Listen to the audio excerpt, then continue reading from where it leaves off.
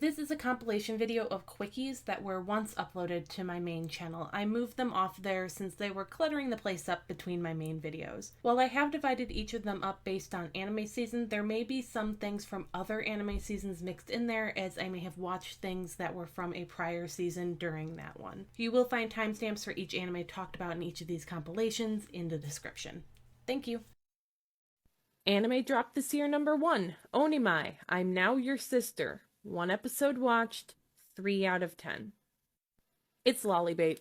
Like, what more do you want me to say? It's such obvious bait for that I'm not gonna put myself through watching it, plain and simple.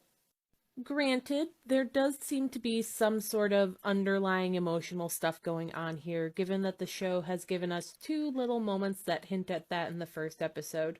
Firstly, there was the part where we kind of learn why the brother sort of gave up. He got the idea in his head that he shouldn't strive to do really anything at all, because his sister would outdo him no matter what, due to her being blessed with both athleticism and intelligence. The second being when we see a packet of papers labeled Brother Rehabilitation Project, which implies that the sister is doing this all for his own good, which is sweet in a way, but I don't think it need to go as far as it did. The problem is that this could be just a bit of fun, gender-bending comedy, if not for the fact that it has all these moments that really give away what it's trying to do. Like, the first joke after the opening theme, which is, by the way, super creepily horny, is about the brother having to pee. So, on one hand, the bit where he gets ready to and tries to grab his bits that are no longer there, yeah, that's pretty funny. But the fact that it's the first joke we do get is a little suspicious, or maybe I'm being overly observant of it after She Professed Herself Pupil of the Wise Man had a lot of weird pee content. Then there's the whole shower segment. You can't tell me it wasn't bait. The fact that things are obscured by just a little bit of steam and there are tons of full body shots does make it feel pretty damn gross. And here's the thing, I read some of the manga, and while there are a few tiny moments in there that are a bit questionable, it's nowhere near as much as in the show. It's very much more just a plain gender-bending comedy. The difference is, frankly, astounding. It's all down to framing and how he's made to look even younger in the anime. Anime dropped this year number 2, Chilling in My 30s After Getting Fired from the Demon King's Army. 1 episode watched, 3 out of 10. This is one that I feel like I could have liked if there were some changes made, but as it stands, it's not one that I'm interested in continuing on with. For instance, I love getting shows about older characters that are making changes in their adult lives and having to navigate that. I haven't hit 30, but that kind of directionlessness that the main character had after getting fired, yeah, that's about where I would be if I got fired from my job today, honestly. It's a relatable element, and I was interested in seeing where they were going to go with it. The problem is, it didn't use that to do anything really new. It ran headlong into the same overpowered protagonist tropes that every story that doesn't have an older lead does, so it ultimately all feels pointless. For example, Daryl here is supposed to be a demon who is unable to do magic, and it straight up tells us that the only difference between demons and humans is the ability to do magic. That otherwise, they're basically the same. You see the joke that he's actually a human coming from a mile away, but it's still a little fun. But then, we get introduced to the fact that humans basically have their own magic system that's made up of enhancing physical attributes called aura, and he's got a ton of power and flawless execution in every one of the attributes, so that whole thing about him being held back is just moot. I've not been shy about my personal distaste for most overpowered protagonists, but I'm starting to think I hate this trope of pretending the character has no power only to reveal that actually they basically have infinite power in another way, more. It doesn't make them an underdog. The only thing that I can actually think of that pulled this off was One Punch Man, and that's because it was treated more like a joke rather than taken so seriously like many of these series do. I admit, this show is playing it a little funnier than most that try does, but it's still clear that we're meant to take it somewhat seriously. Then we have to get into the fact that the show isn't particularly visually interesting. The first episode is meant to be the best foot forward, and this isn't exactly doing that. The colors are generally flat and plain, with no particularly well done moments that stand out, and shading is limited. In fact, it seems like most of the animation went to the love interests' assets, since they were the only thing that I saw any amount of highlighting on. I'm serious. The only thing. The shot composition bending over backwards to fit in as many fan service shots of her reached comical levels very quickly, which was all that was entertaining me by the end, but that's not enough for me to stick around for the rest of the show. Anime dropped this year number 3, Ningen Fushin, Adventurers Who Don't Believe in Humanity Will Save the World. 2 episodes watched, 4 out of 10. This show just falls squarely into the category of not being for me, I think. I could push myself to watch more of it, but I don't think I'm going to get to a point of more than with it, so I don't know if it's worth the hassle of keeping up with for the next several weeks just for that. The first episode wasn't really grabbing me at all, but I figured it was just because it was just one backstory after another, which was bad structure, but since we weren't seeing any of the characters interacting or doing anything together, I figured I would give it one more episode to catch my interest, and it just didn't manage that. The character interactions were stale and uninteresting. I understand that they all have reasons not to trust one another, but the guardedness means that what interactions we do get feel cold. On one level, it makes sense for the characters, but on another, it also makes them boring. I think distrust could have been communicated to us as viewers without them strictly talking business all the time and little else. Then there's the fact that the animation is incredibly inconsistent. On one hand, you can have moments that are well done, but on the other, you can have things like... It's not impressing me. I wouldn't say that there's anything outright bad, but I was just bored. The only thing I can say was pretty good was the fact that none of these characters feel like they were weirdly overpowered, or at least it doesn't seem like that in the moment.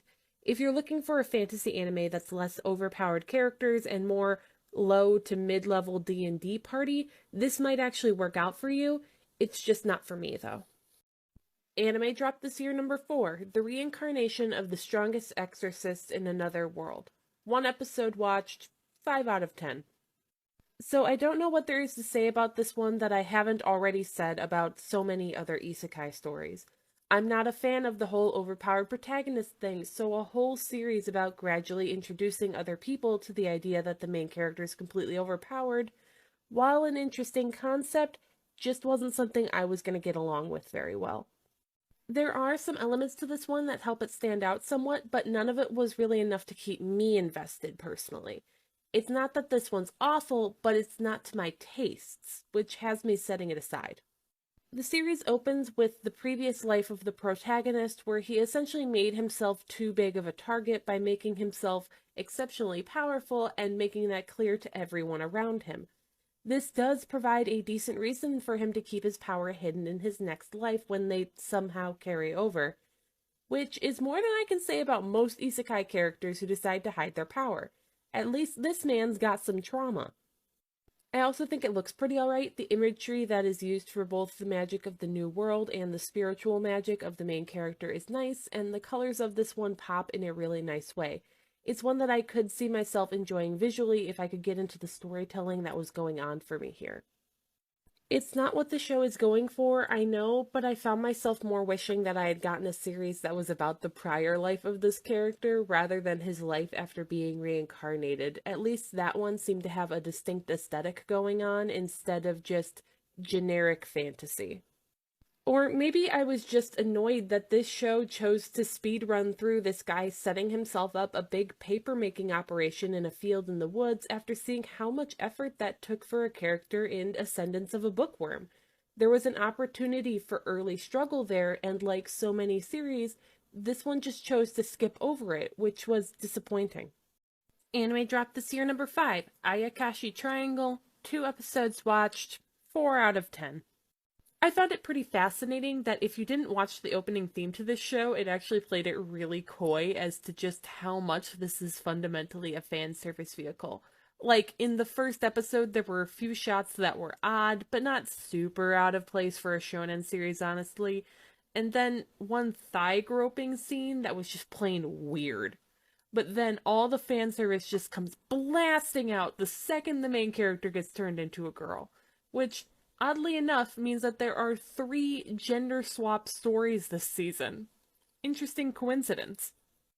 Overall, though, as someone who isn't into fan service, this was just kind of a turnoff for me and didn't feel like it was bringing anything to the table but cheap thrills. I have to applaud that the love interest character still seems to be into him after the transformation, though, and that she's the one that seems to have more lewd feelings in the setup, which is something of a reverse from the norm. The problem is that it's just not grabbing me all that much, is all. I feel like I would have ended up dropping this at some point for lack of any real interest in the plot or characters, but the intense fan service elements just sped up that process, really. The world-building elements are all stuff I've seen before, so it doesn't feel like it's bringing anything new to the table to entice someone like me. However, as always, my stance is that it's hard to get mad at a fan service show for doing exactly what it was designed to. Just got to accept that this isn't for me and move on. However, I have to say that the action is decently done here. The issue with some shows like this is that a lot of focus will be put into the money shots, so the animation can suffer in other places at times. However, there seems to have been an even distribution this time around, so if you're into what this show has to offer, I have a hard time believing you won't be at least a little pleased. Anime dropped this year, number 6, Farming Life in Another World. 2 episodes watched, 4 out of 10.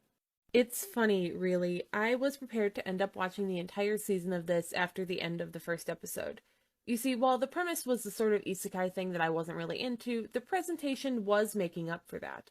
While the main character had been given a godly multi-tool, it was just that, a tool, and he had to put in the effort to make use of it, even if the boundless energy he seemed to have was a bit much. Would I have preferred if he still had to at least struggle a little to get his own seeds? Yes, but it was something I could get over, especially since there was no talk of levels, skills, or stat screens in sight. Oddly enough, it had the sort of vibe of playing Minecraft to me, as weird as that might sound. I was pretty willing to let that sort of good vibe just carry me through this one for at least the next several episodes, perhaps even the rest of the season. Then I watched episode 2, and it just chipped away at what goodwill I had been willing to give the show. I knew from the flash forward at the start of the series that there was going to be some group of girls to make up the obligatory isekai harem, but did the first one really have to be the vampire whose age changes in relation to how much blood she's taken from the main character? It wasn't anything more than some other series do, yeah, but it just felt off. It was giving me weird vibes. Then there was the fact that it just started to feel like the main character was having everything handed to him, which is something that I don't like to see in these sorts of stories. Instead of him having to figure out his clothing situation by either figuring out weaving or figuring out how to tan animal hides, they just gave him a spider that's willing to live in the tree and make him clothes. If that's something that's getting done in the second episode, I have little doubt that it'll just end up continuing from there. I'm aware that with this particular type of isekai, you can sometimes have to make concessions because it's meant to be a power fantasy. I was willing to let some of the things I usually don't like slide. However, the second I did, it started piling on more of those moments of the main character getting blessed for no reason, which is frustrating.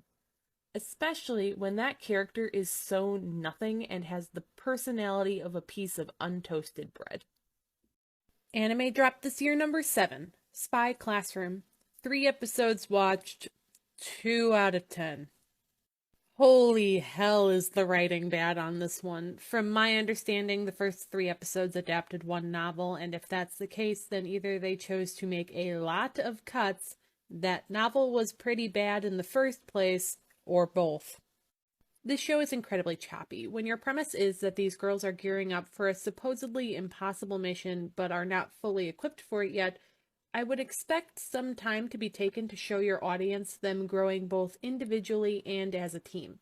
You know, at least an episode of it, not half of one before throwing us into the start of said mission in the middle of the second episode. Of the 7 girls that are introduced to us at the start, there is only one who gets any level of focus put on her for development, and even then what we're left with in that time is as shallow as a puddle at best. While I am sure that I was shown the name of each girl with a flashy title card, I don't remember a single one of them, and there's nothing that I really could tell you about any of them. Hell, of all their supposed specialties, the thing that's supposed to differentiate them, I think I could name three at best. The depths to which I do not care about any of these characters after spending 3 whole episodes with them are at Mariana Trench levels. They could have killed every character, and I would not have cared in the slightest. That lack of connection is a real problem before you even get into other issues like poor plotting, moments that feel like blatant deus ex machina, and characters who feel like they're holding the stupid stick in a tense situation and get away with it with no consequences. The animation on display here is pretty decent, and a few of the character designs are nice, but none of that is enough to make up for the frankly inept writing on display here. That's a shame, because this was one of the series that I was at least a little interested in, but there's nothing here for me to latch onto. I only made it through those 3 episodes out of sheer morbid curiosity. Anime dropped this year number 8, The Angel Next Door Spoils Me Rotten. 2 episodes watched, 4 out of 10. I do love me a good romance, but this one just isn't doing it for me. Maybe I'm getting a little burnt out on the whole shonen romance trope of the layabout or generic guy ending up with the most popular girl in school. But I liked My Dress-Up Darling last year, and that's got something a little similar, so it can't be entirely that. I think it's just something that comes down to how the trope is executed, and I'm not really loving that in this show. Part of it is because I am just not finding anything to latch onto with these characters. This is nothing against the voice actors, but the both of them feel so monotone all the time that they're not coming across as super interesting. The plot setup that's happening around them is also not doing anything to draw me in. Oh, I'm sure there will be some level of family drama going on with one or both of them at some point, but if I don't care much about the characters, how am I supposed to care about that drama? From what I can tell, the source material is pretty well liked by some, so I have to wonder if there is some level of internal monologue that is getting cut or lost in adaptation, but I haven't read them, so I can't say for sure. While there isn't anything wrong with the female lead here, that almost feels like a problem in itself. The clear purpose here is for there to be some level of self-insert with the male protagonist. He's generic enough that anyone can find some aspect of themselves in him, and he's the one who's got flaws instead of her. I'm sure that the show will add some level of flaw to her to try and avoid her being too perfect, but I doubt it's going to be anything that is also too much. While it is perfectly fine for that to be the purpose of a piece of media, at the same time, for me, this ends up coming across as boring waifu bait. There's not even any real chemistry between the characters either. I'm not seeing a spark, which is a problem for a romance series. I'm not saying there has to be hard eyes in the first or second episode, but I have to get the impression that there is something there, that there's even a flicker of friendship that we could build off of, and I'm not seeing it in this one. Anime dropped this year number 9, The Iceblade Sorcerer Shall Rule the World. 3 episodes watched, 3 out of 10. When the season first started and I watched the first episode of this one, I was really excited. Not because the show was good, but because it was bad, and it was bad in ways that made me giggle. I was excited that maybe we had a special sort of trash fire on our hands. But as the episodes rolled on, I started losing interest and just had to set it aside. You see, this is a bad show. It's got all the bad and boring tropes that don't keep my interest in an anime fantasy series. The only mark that it doesn't have against it is the use of some sort of pop-up stats screen. Scenes felt disconnected, characters were the most stock of tropes without any variation or endearing qualities, and the animation was flat, stiff, and lifeless. However, it had the added benefit of sometimes being completely nonsensical and off the wall, which is the things that had me laughing at it. The problem was it wasn't able to sustain those laughs. While the first episode was jam-packed with so bad it's good moments, those grew fewer with each following episode, and what parts did maintain started to lose their comedic impact. For example, the main character is a normal guy in a school for nobility, so we have the obligatory guy who thinks he doesn't belong. The comedy comes in with the fact that instead of calling the main character a peasant or a commoner, we get him saying an ordinary over and over. He's not the only one either, since a lot of characters say this. It was funny to me because it didn't work or feel natural, but by the third episode, it wasn't quite funny anymore, and there wasn't any new nonsense to replace it. If something is going to be so bad it's good, then, for me at least, it needs to keep those wild moments coming at a fairly consistent pace. Who knows, maybe that'll pick back up again going forward, but I'm at my limit for how much boring bad instead of funny bad I can take. Anime dropped this year number 10, Unite Up. 2 episodes watched, 4 out of 10. As someone who is not interested in idol shows, I've been watching a surprising amount of them to completion in the last several months. However, of those, there was usually something that caught my interest and hooked me for the time that I was watching them, or at least got me invested enough that by the time I was feeling the urge to drop, there was only like 2 episodes left, so I might as well finish it. Unite Up is a show that just hasn't managed to grab me in any way. This is one of those shows where the word that comes to mind about it is fine. Like, the character designs are fine, the music is fine, the animation is fine. There's nothing about the world or story that's standing out to me, though, which is a problem. What makes this different and worth watching? I'm struggling to pick something out. The characters are functional, but don't feel like anything more than some sort of stock archetype to me most of the time. This is one of those shows that I feel like I can see the plot beats coming from a mile away. Now, predictability isn't always the end of the world by any means, and there can be value in doing the basics well, but when I don't feel any sort of interest in seeing those basics play out, it's just not going to be something I want to watch. This is definitely a show that just isn't for me, but also one that I wish all the best to those who are looking forward to watching it, because clearly they're getting something out of it that I just can't. Anime dropped this year number 11, Malevolent Spirits Mononogatari, 3 episodes watched, 5 out of 10. This is one of those cases where I was pretty sure from the jump that this was a show that wasn't for me, but I decided to push through a few episodes to be sure. I was potentially going to watch even more, but I got to the end of the 3rd, and looking at the button to go to the 4th episode just had me going, no. It's not that this show is doing anything particularly bad, but more that it's not doing anything that is grabbing my interest at more than a surface level. There are characters, but I'm having a hard time caring very deeply about any of them. Most feel that they have a fairly stock personality, and those that don't have that stock feel to them just aren't interesting to me. A lot of that comes down to the main character. On one hand, there is some merit to having a character in one of these supernatural series that isn't so gung-ho about everything, does have a chip on his shoulder, and isn't very empathetic. That's a bit of a different take than we've gotten lately. However, on the other hand, there's not any elements about him that are endearing either. He's got that chip on his shoulder, and he's got a sour attitude, but I'm not seeing some humanizing element to him either. He's playing nice with the other characters in the house, but it's explicitly so he doesn't get kicked out and revoked from his job, not because there is even an inkling of his mindset actually changing. I'm sure that's something that will come with time, but there's not enough about the show that's grabbing me that I'm willing to wait around and watch that happen. It's not one that I am super enjoying watching either, since the color palette bores me even if the animation is decently well done. It's not awful or anything, just not one for me. Anime dropped this year number 12, Kubo Won't Let Me Be Invisible. 3 episodes watched, 5 out of 10. Let me say right off the bat that I do feel bad that the team has had to delay this one so early in the season and so severely that there's no telling when it will be back. That's a real shame, and I do hope whatever issues caused this delay get cleared up and sorted out for them. However, I'm not going to be waiting around when this one does come back. Each episode, I was waffling back and forth on if I was going to drop this one or not, and eventually I did reach my conclusion that yes, this was one I did not want to see more of.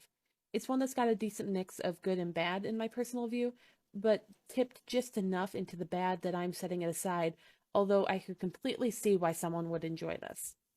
In the first episode, I wasn't thrilled because this did seem to be one of those shows that has the whole flirting by teasing dynamic, which, as I've stated before, isn't something I find particularly fun to watch, mostly in shows when the teasing is only one-sided. However, the show was quick to show me that it had other dynamics going on, and it had other ways of playing out the rom-com antics that got me a little more on its side.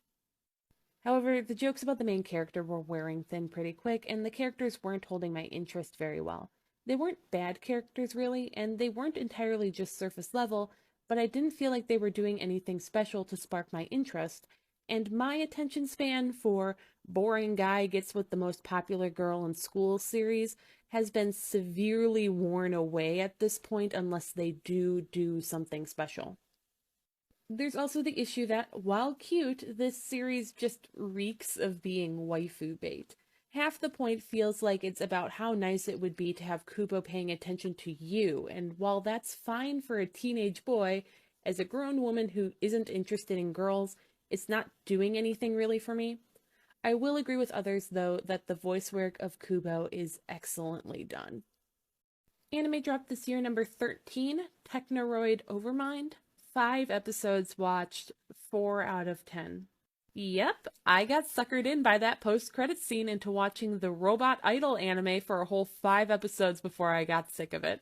To be fair, a robot violating one of the 3 laws of robotics is always a bit of a fun time, and the visual of a flooded Tokyo for a setting was fun, but then we remember this is really just an idol show with some extra set dressing, and it gets to be a little less fun. I'll give it that the characters are nice and varied, but the downside is that they're also pretty shallow. The second that it was established that the idea of family essentially triggered interest in one of the main characters, and there was presumably a similar trigger for each of the characters, they did get a little less interesting, as you know how things are going to go in a lot of conversations in the series. They're not invested in a situation, someone gets their trigger hit, and now they're all in because one of them is. I was willing to give the series a little more of a shot, though, since there were elements of it that were at least a little interesting, like that aforementioned mystery with a potential killer robot, and the way that our main androids might have some connection to actual people from the past. However, the fact that the moment-to-moment of the episodes is fairly standard idol show fare has me worrying that those intriguing elements aren't going to be followed up on. I am a firm believer that things on my drop list aren't always a forever drop, so I may come back to this in the future if it does end up resolving some of those elements, but the too simple characters and the boring idol elements are driving me away for now. I feel like it just could have been a more interesting series if they hadn't felt the need to put the frankly superfluous idol content in there, even if it is some of the better CG idol sequences so far this year. Anime dropped this year, number 14, Handyman, Saito in Another World. 3 episodes watched, 6 out of 10. Strangely enough, this is one that I am dropping that I have more positive feelings about than most of the things that I end up dropping. There are actually some elements to this that I really like, in fact. The whole series is essentially built on the foundation that nobody can do everything on their own, it's okay to rely on others, and skills that feel like they're commonplace to you can be incredible to others. That's all really nice stuff to get in a fantasy anime, a genre that has lately been so dominated by overpowered protagonists that essentially could do everything on their own. This very much has the vibes of a D&D party, where everyone is bringing something different to the table, and each talent does have some sort of value to the group as a whole. It's actually pretty wholesome, and for once I do believe that these characters actually care about each other. It's funny, but not in a laugh-out-loud sort of way, at least not for me. It more makes me crack a little smile rather than outright laugh for most of its episodes. That's fine, though, as it matches the fairly low-key way that this series likes to present things. So if I have all that good to say, and I've rated it as above average, why am I dropping it? Well, there are actually a few reasons. Firstly, I think this is just one where I'm going to have a better experience if I read the manga. I've been reading a little of it already, and while the anime does expand somewhat on the short content of the manga, I think the experience is still roughly equivalent. The manga isn't the most artistically strong thing in the world, but I'm not exactly in love with the largely brown color palette of the anime either. The way that the show is structured also doesn't exactly thrill me. I understand that the manga is also short vignettes, but that tends to flow better in a comic than it does in the show. I have the same sort of issue with the structure here with another show airing this season, Tomo-chan is a Girl. However, Tomo-chan's vignettes are generally much longer, so it doesn't feel quite as choppy as this show has the misfortune of feeling. There's also some elements of the series that are feeling kind of gross or weird, mostly when it comes to the side vignettes that we get of characters outside the party, which ended up just making me dread when they would come back around. Anime dropped this year number 15, Reborn to Master the Blade, From Hero King to Extraordinary Squire, 4 episodes watched, 5 out of 10. Well, I'm no fan of anime featuring overtly overpowered protagonists, but the lead here was fun enough that I was considering going along for the ride regardless. Honestly, it was just nice to have a story where the gender swap happens in the process of reincarnation, and the character is seemingly pretty unbothered by it after the initial shock wears off. However, I question what the need of this to happen as part of the story is when this doesn't seem to affect them in any way, and there doesn't seem to be any societal pressures either. The only point seems to have been for the sake of sexual harassment and having female characters for marketable character designs. I mean, that seems to be the only reason a supposedly 13-year-old character would have a design that screams that the designer has never seen a 13-year-old before. However, the character of Chris is really fun and carries the show for the most part. The fact that she's got just a handful of brain cells and every single one of them is devoted to getting the best possible fight she can is a lot of fun and leads to a lot of great moments of enthusiasm and personality that can lead to a lot of laughs, especially when she comes up against people taking a situation far more seriously than she is.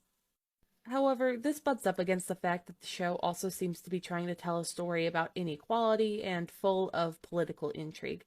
When the main character outright comes out and says that they don't have much interest in the state of the world as long as they can fight strong opponents, and seems uninterested in using her insane overpowered capabilities for the sake of bettering the situation of those around her, just because she doesn't want the possibility of ending up in charge like her last life, I feel a lot less charitable about her, and the whole thing gets a little less fun. This is one of the series that wasn't really for me in the first place, even if I can totally see why someone might have enjoyed it. However, the tone was imbalanced in a way that wasn't working for me, and the story ended up stagnating pretty quickly once the appeal of the main character's enthusiasm wore off. Anime dropped this year number 16, Bofuri, I Don't Want to Get Hurt So I'll Max Out My Defense, Season 2. 2 episodes watched, 4 out of 10. So when I finally finished watching the first season of Bofuri last year after having put it on hold for a good long time, I was pretty sure that I didn't really need to see the upcoming Season 2. For me, the joke of having characters stumble into absolutely game-breaking combos had pretty much run its course, and I felt like I was just going to get more bored of it the longer it went on. However, I figured it had also been a good 9 months at least since I watched the original season. Maybe I would be able to take it again after all this time. Well, that theory didn't hold up. I was pretty tired of the joke in the first place, and that feeling settled right into place at the start of the season. It doesn't help that I had seen several other overpowered protags in the months between. It also was a bit of a problem that from the moment the season started, there were characters that I straight up did not remember from the last season, and it hadn't even been a full year since I watched it. That's the issue with Bofuri to me. It's not an entirely awful show, but it's just so middle of the road and unremarkable that I fail to retain much of anything from the experience. There might be 1 or 2 jokes here or there that I enjoy, but most of it has left my mind entirely within a day or 2 of watching. Anime dropped this year number 17, Tale of Outcasts. 8 episodes watched, 4 out of 10. This was one that I really wanted to like, but unfortunately the longer it went on, the less enthused I was by what was going on. There are a few reasons for this, I think, but the biggest one is that what seemed like it was going to be a relatively low-key fantasy series with maybe a hint of action now and then ended up turning into essentially a shonen battle series pretty quickly. That was somewhat disappointing to see. It's not that I'm opposed to shonen action shows, it's just that that kind of story isn't meshing very well with the Victorian fantasy setting of this series for me. It felt like things escalated to a point that they did a little too quickly, with the added detriment that the action content just wasn't very good on top of that. This is weighed down only further by the way that the series can, at times, feel the faintest bit juvenile and edgelordy, like with the multiple times that the main character Whis has blood coming from her eyes, or how on the nose and over the top the abuse in the first episode is. Then we have the fact that Whis is just the most tragic waif to ever waif. She's so small and needs to be protected all the time. She was so abused, and getting herself a powerful demon companion leaves her blind. Then, helping that demon companion in magic battles is just such a strain on her poor body. It's very late 2000s, like If You Cry Every Time.